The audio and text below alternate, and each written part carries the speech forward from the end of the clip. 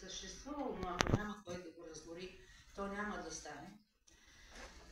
И така, след което играх тук 6 години в този театър с една много силна трупа, с много хубави спектакли, с много хубави роли, с много хубава пазарджишка публика. Тогава нашите салони бяха пълни и на премиерата на Ромео и Жулиета от радост нашия директор щупи вратата на театъра, стъклената врата, входната, бързайки, връщайки се с няколко туби от Калугерово с вино, за да посреща гостите. Имаше много гости от София и щупи вратата. Но не пострада.